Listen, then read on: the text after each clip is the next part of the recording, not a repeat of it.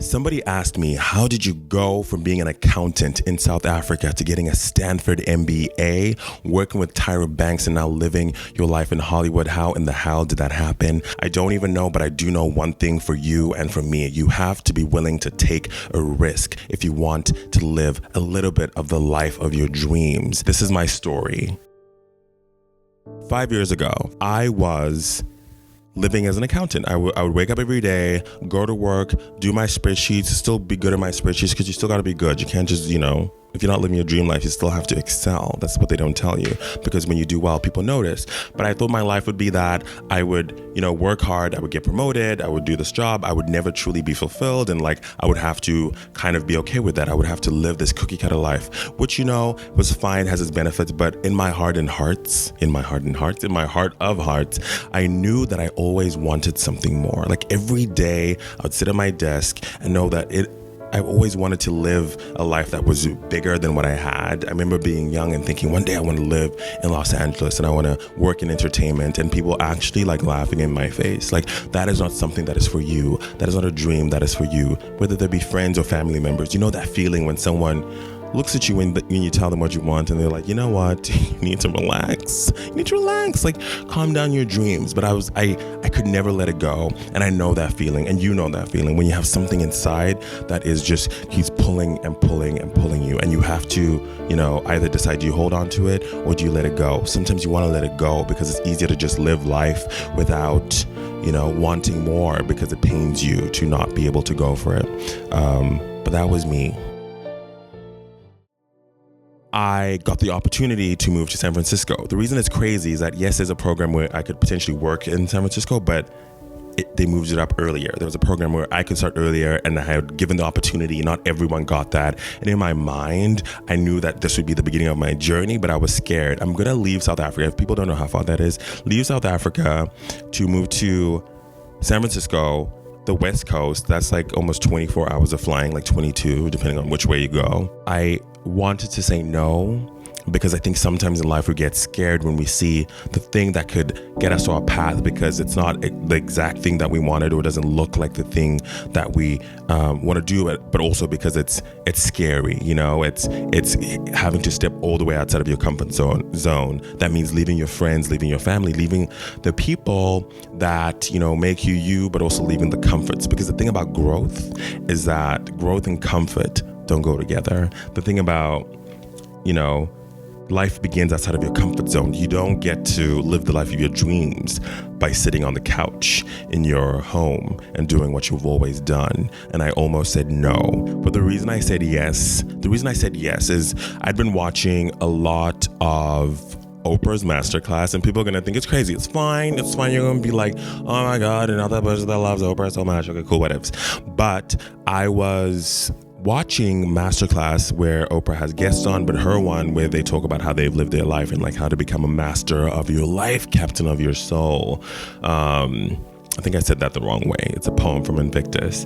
I am the captain of my soul. I'm the master of my fate. Is that it? Okay. I need to go read a poem. She said, anyone pretending to be anything other than who they really are will never, ever reach their full potential.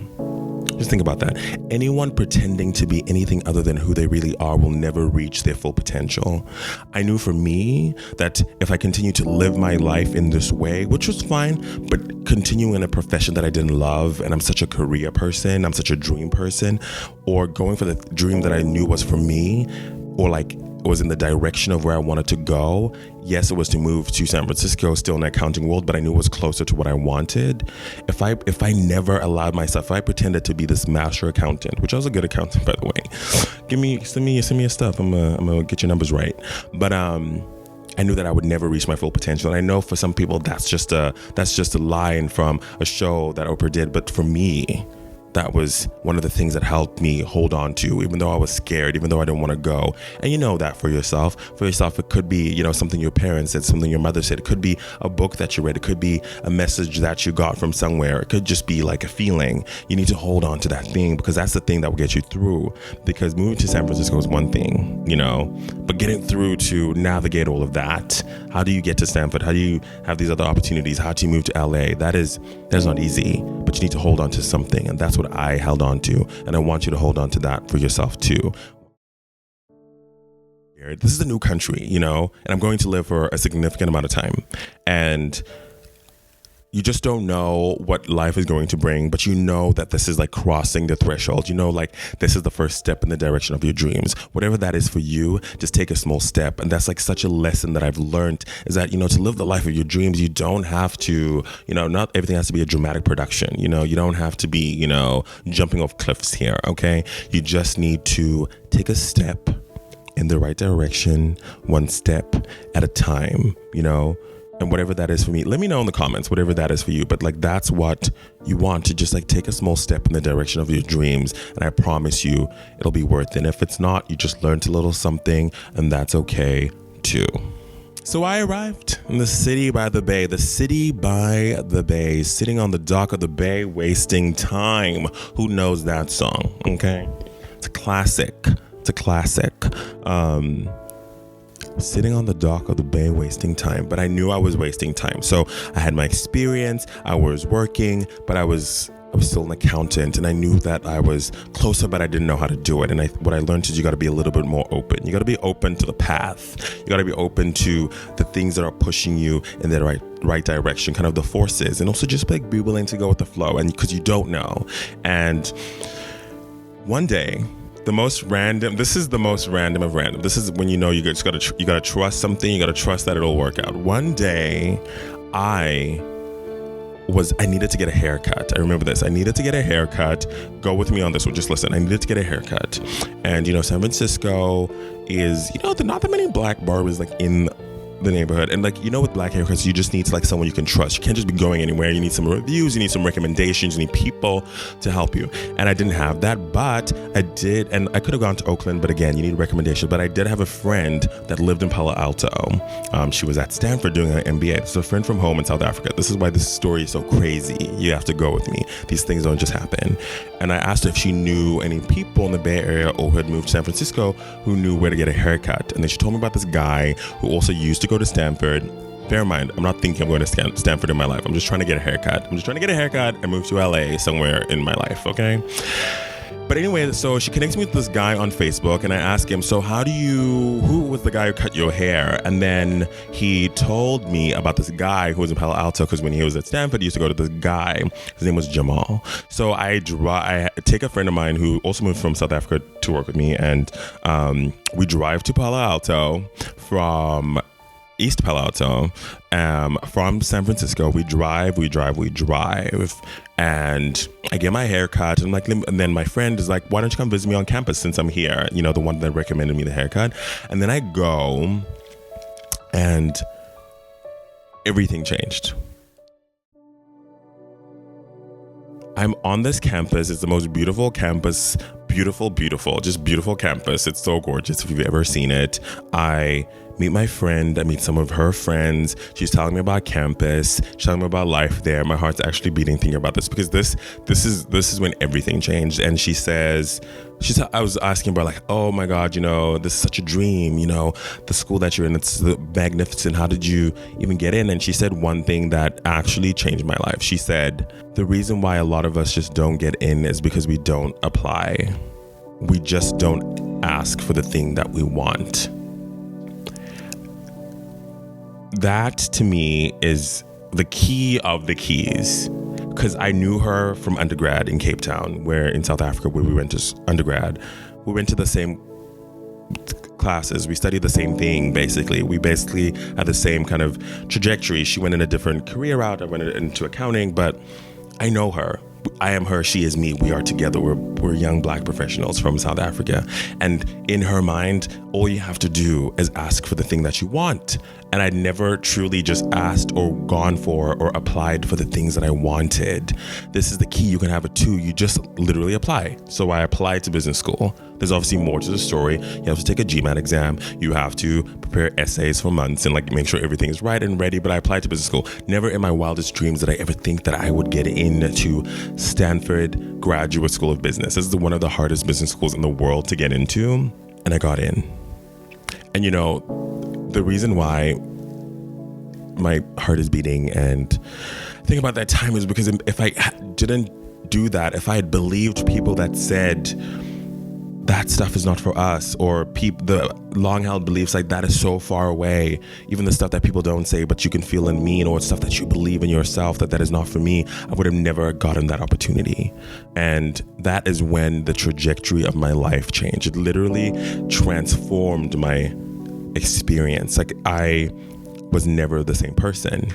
But Stanford is not easy. It is hard. You don't just get to Stanford and then move to LA and then work at Tyra Banks. You still gotta go through some ups and some downs. So now I'm with the chosen ones. I'm just a guy living my best life, you know, shocked to even be accepted, but, you know, arrive on campus first day. And I must say, I've never felt more out of place. You know, I can play a good game. You know, I can play, you know me, I can, you know, fit right in and look like I fit right in. But I remember feeling like an imposter, you know, and I know imposter syndrome is real. It's the feeling that you don't belong, or you're not good enough, and everyone around you is better, and that like they're gonna find out that you don't deserve to be here. And I remember feeling that so deeply in my spirit. And these are people that have been to, you know, the Ivy League schools. Everyone's been to, not everyone, a lot of people have been to Harvard undergrad and Stanford undergrad and Yale and Cornell. And I am me, and I don't have that. A lot of people have a lot of money, not all of them, but a lot of them do. A lot of them come from like high powered jobs, and like my job was dope. I was killing it. I'm good. But you know, they make all this money, and I just felt like lack of worthiness, imposter syndrome, you know, that feeling. And I'm sure you know it, where you're just like, I might have gotten this far, and sooner or later they're going to find out, and that is a wrap for me. You know, good, well done on making this far. Thank you for coming. You know, I had fun. Thank you so much for participating in this experience, but you do not belong here. And I think it took me a year and a half. It literally took me basically my whole time at Stanford to realize that no, I was here too. My opinions matter. My values matter. You know, some people might be able to travel to all these places because they have all this money. I might not be able to do that, but that doesn't mean that I'm not good enough or I'm not worthy. And, you know, I'm still like a privileged person to go to school. I'm like definitely not broke. I come from, you know, a good upper middle class family, but I'm not like in the elite or anything. And that's okay too, but I'm here and I'm worthy and I deserve it, because if I wasn't, I wouldn't be. And it's so important. I've learned the lesson. It's so important to, people say it all the time, believe in yourself. And you know, you hear it, oh my God, believe in yourself, believe in yourself. No.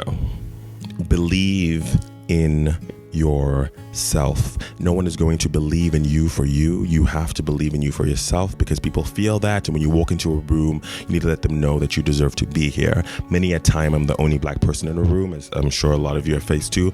But you can't go in there believing that you're not good enough, because people see that and they dismiss you. And then everything you fought for and everything you're fighting for the community goes to waste. That is not the life that you want for you or the people coming up under you or after you. But you think you just graduate and, you know, you got a job now. You can get a job anywhere in the world. Let me tell you something. You have to pay your dues. You have to do your time to live the life of your dreams. You can't just wake up one morning. And yes, you see some people that looks like overnight success. And yes, you see like people on the internet who get famous, and even they put in the time. Trust me, I know all of them. I know Baby Ariel from Musical.ly with 20 million followers. She wakes up every day and makes hours of content. I've met, you know, Nick Cannon, and he works the hardest. He has like 20 million jobs. I've met Mariah Carey, who to this day grinds as hard. I met J-Lo herself. Like, everyone works really, really hard. Like, I met Tyra Banks teaching at Stanford. Like, she does her work, So, I thought I'd graduate, just get a job, live my best life, and bye, I'm a star, and it doesn't actually work like that. When I graduated, I was unemployed. I had no job, and I was so embarrassed. I feel like I was so embarrassed to be like, oh, so you thought you were just gonna go to Stanford, just be fly and live your best life and goodbye, you think you're the bomb. And obviously no one said that to me. There was a lot of like self-talk and like negative self-talk and a bad narrative that I was talking about, because people want to support you, the people that care about you, but it's really easy to then starting to believe that like you don't matter. And I'm sure you know that feeling where you make stuff up and like don't make stuff up. But I graduated with no job.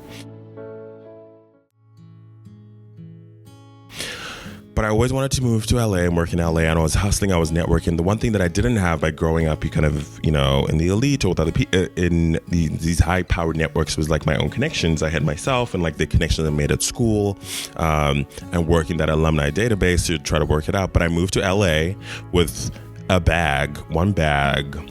It sounds so dramatic. It's more dramatic than it is, but it's actually also like emotionally dramatic, emotionally like real. I moved to LA with one bag. I slept on my friend's couch for 2 weeks, and then like a ratchet Airbnb for another week, then back on my friend's couch, and then somewhere else, just job hunting. This is like me, the Stanford MBA graduate,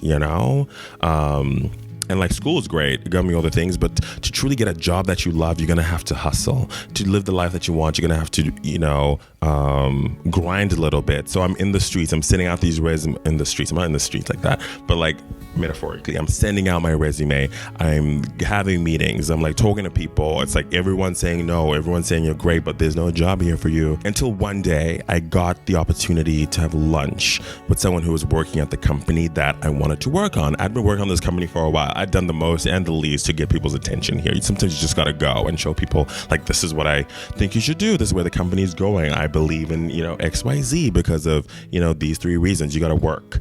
She invited me to lunch and we had lunch. And this is why it's important to know that you're good enough, but also help people in your community. This is a Black woman who invited me to lunch, and part interview, part conversation. And she helped me be reconnected to the company, and like I landed the job of my dreams.